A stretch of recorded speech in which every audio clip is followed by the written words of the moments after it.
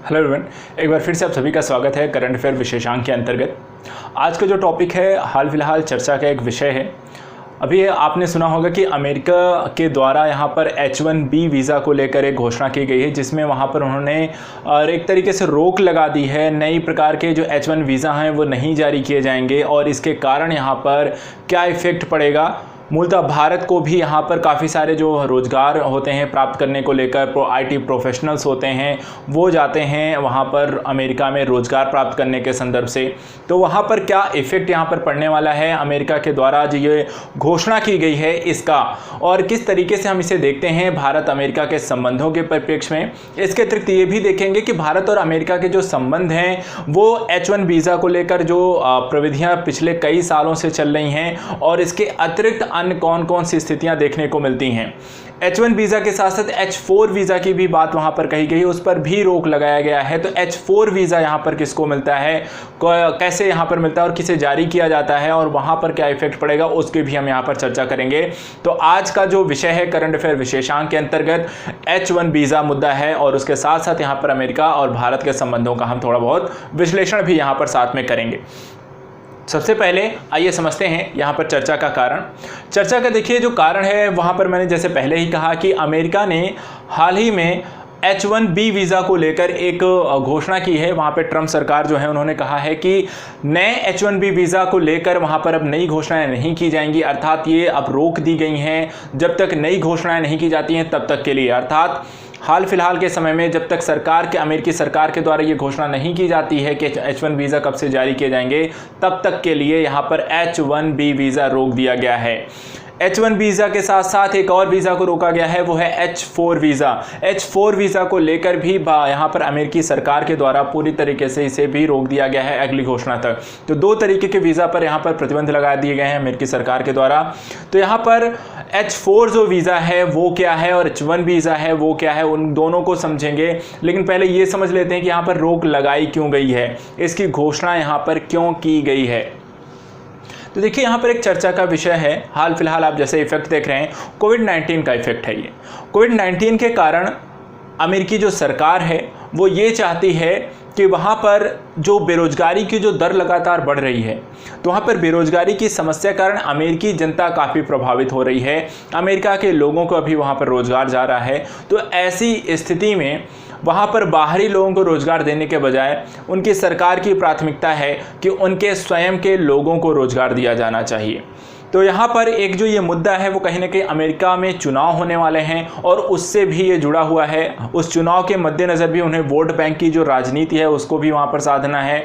तो अमेरिकी लोगों का वोट वहाँ पर उनके लिए मायने रखता है, इसलिए भी कहीं ना कहीं अभी हाल में ये जो घोषणा की गई है वो कहीं ना कहीं वोट बैंक की राजनीति के तहत ज़्यादा है। हो सकता है कि अमेरिकी सरकार जैसे ही यहाँ पर राजनीति के संदर्भ से हम कह सकते हैं अमेरिका में चुनाव संपन्न हो तो सरकार बनते ही वहाँ पर H1 वीज़ा को लेकर पूरी तरीके से रोक को जो है वो हटा लिया जाए। तो यहाँ पर अमेरिका ने H1 जो वीज़ा है और H4 वीज़ा है उन दोनों ही स्थितियों को हम समझते हैं, बाकी फिर इसका विश्लेषण करेंगे। सबसे पहले आइए देखते हैं यहाँ पर कि H4 वीज़ा क्या है। H4 वीज़ा उन लोगों को दिया जाता है जो मूलतः H1B वीज़ा धारक के पति या पत्नी होते हैं। ठीक है, किसको जारी किया जाता है? ऐसे लोगों को जो कि H1 वीज़ा के धारक के पति हों या पत्नी हों, उनको जारी किया जाता है H4 वीज़ा। एक और तथ्य यहाँ पर ध्यान रखिएगा, जब अमेरिका में बराक ओबामा की सरकार थी तब उस समय वहाँ पर H4 वीज़ा धारकों को काम करने की भी अनुमति दी गई थी कि जिनके पास H4 वीज़ा होगा वो अमेरिका में जॉब भी कर सकते हैं।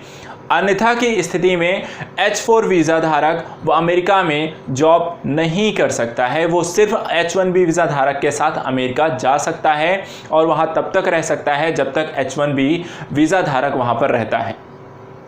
तो यहाँ पर H1 वीज़ा धारक के बारे में समझ लेते हैं कि यहाँ पर स्थिति क्या है, H1 जो वीज़ा धारक है उसकी स्थिति यहाँ पर कैसी है। देखिए यहाँ पर H1 वीज़ा मिलता किसको है, पहले ये समझ लीजिए। H1 जो वीज़ा मिलता है यहाँ पर बैचलर डिग्री रखने वाले प्रोफेशनल कर्मचारी गैर अप्रवासी को इस वीज़ा का आवेदन करते हैं और उन्हें ही यहाँ पर दिया जाता है। तो किसको मिलेगा? गैर अप्रवासी अर्थात जो अमेरिका का रहने वाला ना हो, अमेरिका का रहने अर्थात बाहर किसी अन्य देश का हो और बैचलर डिग्री रखता हो किसमें, किसी प्रोफेशनल स्वरूप में, जैसे आईटी हो गए, आईटी प्रोफेशनल्स हो गए, तो उनको यहाँ पर ज़्यादा मात्रा में दिया था। भारत की अगर मैं बात करूँ तो भारत में सबसे ज़्यादा आईटी प्रोफेशनल्स जो होते हैं वो वहाँ पर जाते हैं H1B वीज़ा के माध्यम से और वहाँ पर जॉब प्राप्त करते हैं। मूलतः होता क्या है कि अमेरिका की कई सारी जो टेक कंपनियाँ हैं, जैसे कि आपकी गूगल है, माइक्रोसॉफ्ट है, IBM है, ये क्या करती हैं, H1 वीज़ा के माध्यम से भारत के बाहर के अच्छे जो टेक्नीशियन हैं, जैसे कि इन्फोसिस है आपका अन्य जो महिंद्रास के हैं, इसके अतिरिक्त अन्य जो आपको टाटा कंसल्टेंसी है, तो वहाँ पर आपके जो हमारे जो अच्छे जो कह सकते हैं ब्रेन हैं, हमारे जो अच्छे ब्रेन हैं उनको क्या करते हैं, ऑफ़र करते हैं। हमारे जो अच्छे कॉलेज में पढ़ते IITians हैं उनको वहाँ पर ऑफ़र करते हैं, और जो अच्छे ब्रेन्स होते हैं उनको भारत से जॉब ऑफ़र करके वहाँ पर ले जाते हैं। मूलतः यहाँ पर ये H1 जो वीज़ा है वो 3 साल के लिए जारी किया जाता है और उसके बाद इसे अगले 3 सालों के लिए और भी एक्सटेंड किया जा सकता है। वो भी डिपेंड करता है कि आपको यहाँ पर किस जो नियोक्ता है वो यहाँ पर आपके कार्य को चाहता है, वो आपसे और भी वहाँ पर काम है तो उसके कारण वो एक्सटेंडेड वीज़ा भी आपको प्रोवाइड करा देता है। तो मूलतः जारी 3 साल के लिए किया जाएगा। किसको जारी किया जाएगा, IT प्रोफेशनल या प्रोफेशनल्स को आप कह सकते हैं जिनके पास बैचलर डिग्री होगी, और उन्हीं को दिया जाएगा जिनको अमेरिकी कंपनियों के द्वारा बुलाया गया होगा और उनको जॉब ऑफ़र की हो गई। उन्हीं नियोक्ताओं के माध्यम से वो एंट्री कर सकते हैं। जब आप एक बार एंट्री कर लेंगे तो वहाँ पर जिस पद के लिए आपको हायर किया, जितने वेतन के लिए आपको हायर किया, जितने समय के लिए आपको हायर किया गया है, वहाँ पर रहकर काम कर सकते हैं H1B वीज़ा के माध्यम से। यदि कर्मचारी को ऐसी भी स्थिति आती है कि क्या आप एक निश्चित समय अंतराल के बाद था, 3 साल के लिए उन्होंने काम जरूर दिया, H1 वीज़ा 3 साल के लिए है, आपने जिस कंपनी ने आपको काम के लिए बुलाया है वो आपको मान लीजिए साल भर के बाद ही आप किसी दूसरी कंपनी को ज्वाइन करना चाहते हैं, तो आप फ्री हैं, आप कर सकते हैं। लेकिन 3 साल के अंदर आप कितनी भी कंपनी के साथ काम करना चाहें उससे मैटर वहाँ पर नहीं करता है। और एक बार 3 साल की अवधि पूरी हो जाने के बाद 3 साल का और भी एक्सटेंशन मिल सकता है यदि वो कंपनी आपको चाहती है और भी 3 साल काम करने के लिए वहाँ पर किसी ऐसे प्रोजेक्ट पर, तो वहाँ पर अगर चीज़ें ऐसे डेवलपमेंट हो रही तो 3 साल का एक्सटेंशन मिल जाता है। एक चीज़ ध्यान रखिएगा, जैसे ही आपकी कार्यावधि पूरी होती है, जैसे ही आपका समय पूरा होगा, H1B वीज़ा के अंतर्गत आपको वापस कर दिया, आपको डिपोर्ट कर दिया, आपको वापस जाना पड़ेगा, वहाँ आप रुक नहीं सकते हैं। ये एक तरीके का आप समझ लीजिए, ये एक तरीके का अस्थायी वीज़ा है, टेम्परेरी वीज़ा होता है, ये परमानेंट वीज़ा नहीं होता है। परमानेंट अगर आपको रहना है तो वहाँ पर आपको ग्रीन कार्ड अमेरिका का प्राप्त करना होगा, और जिनके पास ग्रीन कार्ड है वही वहाँ पर परमानेंट अमेरिका में रह सकते हैं। तो ये कैसा वीज़ा है, एक अस्थायी प्रकार का वीज़ा है जो IT प्रोफेशनल्स, इस तरह के क्षेत्रों में काम करने वाले प्रोफेसर हो गए, IT प्रोफेशनल्स हो गए, डॉक्टर हो गया, इंजीनियर हो गया, इस तरह के लोगों को वहाँ पर ऑफ़र किए जाते हैं। तो भारत में भी मूलतः इसी क्षेत्र में अच्छे खासे लोगों को ऑफ़र किया जाता है। तो यही एक बड़ा मुद्दा है जहाँ पर एक चर्चा का विषय बना है कि अगर यहाँ पर अमेरिकी सरकार के द्वारा H1B वीज़ा को लेकर प्रतिबंध लगा दिए जाते हैं तो उसका क्या इफ़ेक्ट यहाँ पर पड़ता हुआ दिखाई देगा। तो यहाँ पर हमने समझ लिया कि अमेरिकी सरकार ने H1B वीज़ा, H4 वीज़ा को लेकर प्रतिबंध लगाया है। किस कारण से लगाया है, कोविड-19 के एक प्रभाव के कारण उन्होंने जो कारण दिया है कि अमेरिकी लोगों का रोज़गार जा रहा है, तो वहाँ पर अमेरिकी लोगों के रोज़गार को संरक्षण के लिए H1B वीज़ा और H4 वीज़ा को प्रतिबंधित कर दिया गया है। कहीं ना कहीं इस पर एक पॉलिटिकल एंगल भी दिखाई दे रहा है क्योंकि अमेरिका में चुनाव होने हैं, वो भी एक एंगल है। उसके बाद हमने H4 वीज़ा को समझा, किसको दिया जाता है, H1B वीज़ा धारक के पति या पत्नी को दिया जाएगा। वो काम नहीं कर सकते हैं, सिर्फ उनके साथ रह सकते हैं। ओबामा सरकार के समय में ज़रूर था कि वो काम भी कर सकते थे। H1B वीज़ा सिर्फ प्रोफेशनल्स को, जो बैचलर डिग्री है जिनके पास, ऐसे प्रोफेशनल्स को दिया जाएगा। कंपनी जो नियोक्ता कंपनी होगी उनके द्वारा उन्हें दिया जाएगा। कितने साल के लिए रह सकते हैं, 3 साल के लिए रह सकते हैं। 3 साल का नेक्स्ट वहाँ पर एक्सटेंशन मिल सकता है। एक चीज़ और, अमेरिका यहाँ पर प्रतिवर्ष 20,000 H1B वीज़ा जारी करती है और यहाँ पर उसमें ही वो कैटेगरी वाइज वहाँ पर वो डिवाइड करती है किस देश को वहाँ पर कितनी H1B वीज़ा जारी करने हैं, तो ये भी वहाँ पर डिपेंड करता है। तो यहाँ पर ये सारा मुद्दा तो हमने देख लिया। अब बात करते हैं कि अमेरिका और भारत के संबंधों में इसका क्या प्रभाव पड़ेगा और अन्य कौन कौन से विवाद जो हैं भारत और अमेरिका के मध्य वर्तमान समय में देखे जा रहे हैं। तो देखिए, तो जो पहला जो मुद्दा है H1B वीज़ा को लेकर, यहाँ पर जो सबसे ज़्यादा जो प्रभाव पड़ेगा मूलतः IT सेक्टर्स को लेकर यहाँ पर बाद में प्रभाव देखने को मिलेगा। जो IT प्रोफेशनल्स हैं वो कहीं ना कहीं वहाँ पर नहीं जा पाएंगे। भारत सरकार भी इसे कहीं ना कहीं H1 वीज़ा को लेकर एक कह सकते हैं एक सही तरीका नहीं बता रही है कि यहाँ पर इस तरह के प्रतिबंध नहीं लगाने चाहिए, व्यापार के लिए भी अनुचित है, साथ ही यहाँ पर एक द्विपक्षीय संबंधों को लेकर भी अच्छे नहीं हैं। इसके अतिरिक्त हार्ले डेविडसन का एक बड़ा मुद्दा रहा है काफ़ी समय तक, जहां पर अमेरिकी सरकार ने ये बोला था कि भारतीय जो गवर्नमेंट है वो कहीं ना कहीं उनके मोटर बाइक्स पर काफ़ी ज़्यादा कस्टम ड्यूटी लगाती है और इसके कारण वहां पर उनके आयात को जो होता है अर्थात उनके कंपनियों को, अमेरिकी कंपनियों को वहाँ पर हतोत्साहित किया जाता है। भारत सरकार जो होते हैं एक संरक्षणवादी व्यापार की तरह अपनाती है और अपनी मोटर बाइक कंपनियों को वहाँ पर फ़ायदा पहुँचाने का कार्य करती है। इसलिए वहाँ पर उन्होंने ये भी घोषणा की थी यदि भारत सरकार ऐसा करती रही तो वो भी भारत की जो कंपनियाँ हैं उन पर, जैसे कि मोटर बाइक कंपनियाँ हैं या फिर आपको कार निर्माता कंपनियां हैं या फिर भारत के स्टील इत्यादि पर वो क्या करेगा, निर्यात वहाँ पर इंपोर्ट ड्यूटी जो होगा वो बढ़ा देगा। तो ये एक मुद्दा ये काफ़ी समय तक रहा, उस पर भारत पर काफ़ी दबाव बनाया जा रहा था कि हार्ले डेविडसन पर जो लगातार आप कस्टम ड्यूटी ले रहे हैं उस पर कम किया जाए। भारत ने पिछले कुछ समय में हार्ले डेविडसन पर लगाई गई जो कस्टम ड्यूटी है उसको कम भी किया है, लेकिन वो लगातार और भी प्रयास कर रहे हैं उसको कम करने को लेकर। ये भी एक विवाद का मुद्दा है। इसके अतिरिक्त कृषि सब्सिडी का मुद्दा लगातार आपका चलता रहता है। WTO में अमेरिका और यहाँ पर साथ ही भारत के विवाद एक मुद्दा है WTO में कृषि सब्सिडी को लेकर, जहाँ पर एम्बर बॉक्स में वहाँ पर फर्टिलाइज़र है, उर्वरक है, इलेक्ट्रिसिटी है और वहाँ पर कृषि से संबंधित जो भी सरकार के द्वारा सब्सिडी दी जाती है उनको लेकर वहाँ पर भारत और अमेरिका के मध्य एक लगातार वहाँ पर एक विवाद बना रहता है कि भारत ज़रूरत से ज़्यादा अपने किसानों को सब्सिडी देता है, जिसके कारण वहाँ पर उत्पाद काफ़ी सस्ते होते हैं, प्रोडक्ट जो होते हैं बनते हैं वो काफ़ी सस्ते होते हैं और इस कारण से अमेरिकी जो कंपनियाँ हैं वो भारतीय मार्केट में जो होती हैं उनके जो उत्पाद हैं वो काफ़ी महंगे हो जाते हैं, वो सर्वाइव नहीं कर पाते हैं, वो प्रतिस्पर्धा नहीं कर पा रहे हैं। तो वहाँ पर भारत सरकार जानबूझकर ऐसा कर रही है, तो वहाँ पर उन्हें सब्सिडी कम करनी चाहिए। वहीं भारत दूसरी तरफ ये कहता है कि अमेरिका एक बड़ी अर्थव्यवस्था है, उसके पास वो अच्छी खासी मात्रा में किसानों को बेहतर सुविधाएं प्रोवाइड कराता है और वहाँ पर सब्सिडी भी देता है जो कि उनकी अर्थव्यवस्था के लिहाज से काफ़ी ज़्यादा है। इसलिए वहाँ पर अमेरिका हमें तकनीकी स्तर पर सहायता दे, हमें साथ ही वहाँ पर हमें अपनी बाज़ार ओपन करके दे और साथ ही इसके अतिरिक्त हमें कुछ ना कुछ वहाँ पर वित्तीय सहायता भी प्रदान करे अगर वो चाहते हैं कि हम यहाँ पर कृषि के क्षेत्र में सब्सिडी इत्यादि को कम करें। तो दोनों की तरफ से अपने अपने तर्क यहाँ पर दिए जाते हैं, दोनों के अपने अपने यहाँ पर विवाद हैं WTO में कृषि सब्सिडी इत्यादि को लेकर। हाल फिलहाल एक पीस क्लॉज साइन किया गया है जिसके माध्यम से भारत सरकार कृषि से संबंधित सब्सिडी इत्यादि को लेकर, फर्टिलाइजर्स को लेकर वो अनिश्चित काल तक के लिए वहाँ पर वो सब्सिडी दे सकती है। इसके अतिरिक्त डेयरी उत्पादों पर यहाँ पर भारत सरकार के द्वारा शुल्क भी लगाए जाते हैं। कई बार इसका विरोध भी किया गया, ये भी कहा गया कि अमेरिकी जो डेयरी उत्पाद हैं उनमें ज़रूरत से ज़्यादा जो होते हैं मीट इत्यादि कह सकते हैं कि नॉनवेज संदर्भी डेयरी मिल्क होते हैं और उनमें कुछ ऐसे भी तत्व पाए जाते हैं जो कि शाकाहारी जो व्यक्ति हैं वो यूज़ नहीं कर सकते हैं और इस कारण भी उसे प्रतिबंध किया गया था। लेकिन हाल फिलहाल उसे भी ओपन किया जा रहा है। उसमें ये ज़रूर लिखा जाना चाहिए था, भारत सरकार ने बोला कि नॉनवेज संबंधित कुछ आपके इंग्रेडिएंट्स इसमें यूज़ किए गए हैं जो कि पशुओं को दिए जाते हैं एक दुग्ध उत्पादन को बढ़ाने के लिए। तो एक मुद्दा ये भी लगातार उनके मध्य एक चर्चा का विषय रहा, डेयरी उत्पादों पर भारत सरकार द्वारा लगाया गया शुल्क और बैन जो काफ़ी समय तक रहा है।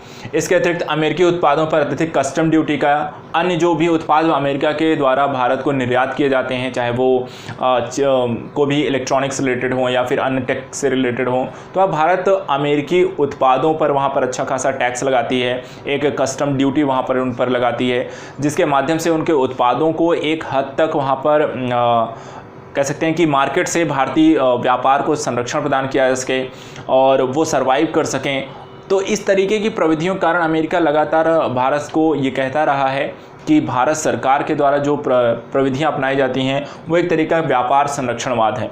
व्यापार संरक्षणवाद क्या होता है? जहां पर आप अपनी कंपनियों को, अपने उद्योग को विदेशी वस्तुओं से, आयात से, कंपनियों से सुरक्षित बनाने के लिए उन पर ज़्यादा मात्रा में टैरिफ और नॉन टैरिफ जो होते हैं शुल्क लगा देते हैं। इसके माध्यम से उनके उत्पाद क्या होंगे? महंगे बन जाते हैं और जब वो आपके मार्केट में प्रवेश करेंगे तो वहाँ पर आपके लोकल जो स्थानीय इंडस्ट्री है उनके उत्पाद सस्ते होंगे और विदेशों से आए हुए वस्तुओं के उत्पाद महंगे हो जाते हैं। जो नागरिक होता है वो सस्ते उत्पादों को खरीदता है और उससे स्थानीय कंपनियों को फ़ायदा होता है और विदेशी कंपनियों को नुकसान होता है। जब इस तरीके की पूरी प्रविधियाँ अपनाई जाती हैं तो उसे कहा जाता है व्यापार संरक्षणवाद।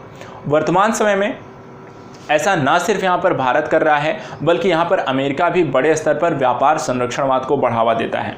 और यही कारण है कि अगर हम H1B वीज़ा को भी देखें, व्यापार पर लगाए गए शुल्क को भी देखें, तो एक तरीके से व्यापारिक संरक्षणवाद की एक प्रकृति अपना रखी है दोनों ही देशों ने, जहां अपने अपने स्तरों पर अपने अपने लोगों के फ़ायदे के लिए वो दोनों ही सरकारें कार्य कर रही हैं और इसी कारण काफ़ी सारे विवाद के मुद्दे इन दोनों ही देशों के मध्य देखने को मिलते हैं।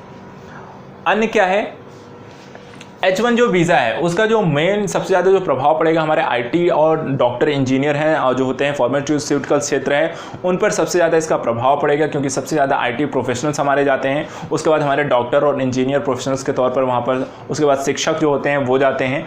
तो भारत के जो प्रोफेशनल्स हैं जो वहाँ पर अमेरिका में अपनी सेवाएँ देने जा रहे थे, वहाँ पर सबसे ज़्यादा दुष्प्रभाव इन क्षेत्रों में पड़ता हुआ दिखाई देगा। दूसरा यहाँ पर जो चुनौती है कि अमेरिका में चुनाव के से संदर्भित कुछ अन्य घोषणाएँ भी हो सकती हैं। जैसे मैंने कहा कि अमेरिका में चुनाव होने हैं, तो अमेरिका में चुनाव होने हैं तो वो इस समय सभी पार्टियों को और अमेरिकी नागरिकों को लोग अपने अपने पक्ष में उनकी पार्टियां करना चाहेंगी। और ऐसे संदर्भ में जो वर्तमान की जो सरकार है, जो ट्रंप सरकार है, वो हो सकता है कि अमेरिकी लोगों को खुश करने के चक्कर में कुछ और नए तरीके के प्रतिबंध, बैन या फिर रोक वहाँ पर लगा सकते हैं। भारत के उत्पादों पर भी टैक्स इत्यादि को बढ़ा सकते हैं, जो कि कहीं ना कहीं अमेरिका और भारत के संबंधों पर लघु अवधि में ही, सूक्ष्म अवधि में ही, लेकिन वहाँ पर नुकसान ज़रूर पहुँचाएंगे। व्यापार संरक्षणवाद की जो प्रकृति अपना रखी है, कोविड-19 का जो दौर है उसके कारण और भी व्यापार काफ़ी सीमित है और इस तरह के प्रतिबंधों के कारण कहीं ना कहीं समस्याएं और भी ज़्यादा उत्पन्न होंगी। उपाय क्या हैं, हम कर क्या सकते हैं, किस तरीके से जो अमेरिका और भारत के मध्य जो एक विवाद की जो स्थिति बनी हुई है, जो ये सारे जो मुद्दे भी हैं और साथ ही जो वर्तमान समय का जो मेन मुद्दा है हम उस पर अगर चर्चा करें कि H1 जो B वीज़ा पॉलिसी है जिस पर रोक लगाई गई है, उसको लेकर क्या उपाय हैं, उसको हम लेकर कैसे बेहतर कर सकते हैं। तो देखिए यहाँ पर उपाय क्या है। सबसे पहली चीज़, हम यहाँ पर भारत और अमेरिका व्यापारिक समझौते कर सकता है। कैसे समझौते, जैसे अमेरिका और सिंगापुर के मध्य हुआ है। अमेरिका और सिंगापुर के मध्य कैसा समझौता हुआ है, अमेरिका और सिंगापुर के मध्य एक व्यापार समझौता हुआ है जिसके माध्यम से अमेरिका जो भी H1B वीज़ा जारी करता है उनमें से एक निश्चित संख्या में वहाँ पर सिंगापुर के लोगों के लिए H1B वीज़ा का जो होता है मात्रा जो होती है, जो आपका अमाउंट होता है, वो आपका एश्योर्ड कर लिया गया है। जैसे कि अगर 20,000 हैं तो 20,000 में 5400 अर्थात 5,400 जो H1B वीज़ा होंगे वो सिर्फ और सिर्फ किसको जारी किए जाएंगे, सिर्फ सिंगापुर को। और ऐसा क्यों है, क्योंकि उन दोनों ही देशों ने आपस में ये व्यापारिक समझौता कर रखा है कि 5400 H1B वीज़ा अमेरिका के द्वारा सिंगापुर को जारी किया जाता रहेगा, चाहे वो कभी भी जो भी आपको जारी करेगा कभी भी जारी करता है। जैसे अभी 20,000 की जो संख्या हमने कहा कि 20,000 की संख्या भी वो जारी करता है, तो 20,000 में 4,000 जो होता है वहाँ पर वो क्या करेगा, इनके लिए 5,400 जो होता है वो सुरक्षित रख लेगा आपके सिंगापुर के लिए, उनके लिए अलग रख देगा, बाकी जो फिर बचेगा उनमें से बाकी देशों को वो डिस्ट्रीब्यूट करेगा। तो इस तरह के समझौते भारत भी अमेरिका के साथ कर सकता है, जिसके माध्यम से भारतीयों के लिए H1B वीज़ा की जो संख्या है उसको सुनिश्चित की जा सकती है। दूसरा क्या हो सकता है, भारत में ही उचित रोजगार के अवसर उपलब्ध कराए जाएं। कहने का मतलब है कि हम अपने जो IT प्रोफेशनल्स हैं, जो डॉक्टर हैं अच्छे, जो इंजीनियर हैं अच्छे, हम उनको बाहर जाने ही क्यों दें। वो बाहर जाते हैं, अमेरिका में जाकर उन्होंने बड़ी बड़ी कंपनियों में, अगर आप देखें अमेरिका की जितनी भी बड़ी बड़ी कंपनियां हैं वहाँ पर जो CEO हैं या फिर उनको संभालने वाले व्यक्ति हैं, अधिकारी बड़े बड़े हैं, वो सभी के सभी आपके भारतीय हैं। और ऐसे जो व्यक्ति हैं वो अमेरिका की अर्थव्यवस्था को ड्रिवन कर रहे हैं, आगे लेकर चल रहे हैं। तो हम इतने अच्छे जो होते हैं कि ब्रांड को हम बाहर जाने ही ना दें, इसके लिए उनके लिए उचित अवसर उपलब्ध कराएं, उचित अवसर उपलब्ध कराएं कि बेहतर रोजगार के अवसर हों, कानून व्यवस्था अच्छी की जाए, उसमें सुधार लेकर आया जाए, सहयोग प्रदान किया जाए, स्टार्टअप्स के अवसर विकसित किए जाएं और जिसके माध्यम से उन्हें भारत में ही रोका जाए, अच्छे पैकेज उन्हें दिए जाएं। तो इस तरीके से यदि आप भारत में वहाँ पर इन्हें रोकने में कामयाब हो जाते हैं, उचित अवसर इन्हें उपलब्ध कराते हैं, तो ये भारत के लिए यहाँ पर अभी तक जो ब्रेन ड्रेन की स्थिति रही है, ब्रेन ड्रेन का मतलब होता है हमारे जो अच्छे दिमाग वाले व्यक्ति हैं, जो बेहतर हैं, वो H1B वीज़ा लेकर अमेरिका चले जाते हैं। दूसरे देश के लोग वीज़ा दे करके, अच्छे ऑफ़र देकर ऐसे लोगों को अपने यहाँ बुला लेते हैं, अपने देश में बुला लेते हैं और उनके दिमाग का प्रयोग करके अपने देश के लिए लाभ की स्थिति लेकर आते हैं। कोई भी नई टेक्नोलॉजी उन्होंने खोज दी, कोई भी नई चीज़ वहाँ पर प्रौद्योगिकी उन्होंने खोजी, जिसके माध्यम से उसे ही वो बाकी देशों को बेच करके वहाँ पर अच्छा खासा प्रॉफिट कमा रहे हैं। तो ऐसे लोगों का यदि भारत में रहेंगे तो वहाँ पर ये भारत के लिए ब्रेन गेन की स्थिति होगी, अर्थात लाभ की स्थिति होगी। ये लोग भारत में ही रहेंगे तो यहाँ पर अच्छी चीज़ों का निर्माण करेंगे, बेहतर तकनीकियों को लेकर आएंगे, बेहतर शोध वहाँ पर करेंगे और उसके माध्यम से भारत की अर्थव्यवस्था के विकास में वहाँ पर एक महत्वपूर्ण भूमिका निभा सकते हैं। तो वर्तमान समय की जो स्थिति है उसके माध्यम से हम ये कह सकते हैं कि H1 जो वीज़ा है वो एक तरीके का अस्थायी प्रक्रिया के तौर पर देखा जा सकता है। इन फ्यूचर जैसे ही अमेरिका के चुनाव समाप्त होंगे, H1 वीज़ा की स्थिति को समाप्त किया जा सकता है। लेकिन इस तरह की स्थितियां दोबारा उत्पन्न ना हो, उसके लिए यहाँ पर अमेरिका और भारत के मध्य एक बेहतर व्यापारिक समझौतों की स्थितियों को लेकर आगे बढ़ना चाहिए। दोनों के पास एक बेहतर सामंजस्य होना चाहिए और भारत सरकार के द्वारा ब्रेन ड्रेन की स्थिति को रोकने के लिए यहाँ पर उचित अवसरों को भी उपलब्ध कराया जा सकता है। तो आज के विषय वस्तु के लिए इतना ही। कल हम कुछ नए करंट विषय के साथ यहाँ पर उपस्थित होंगे, नए टॉपिक्स को पढ़ेंगे। Thank you so much.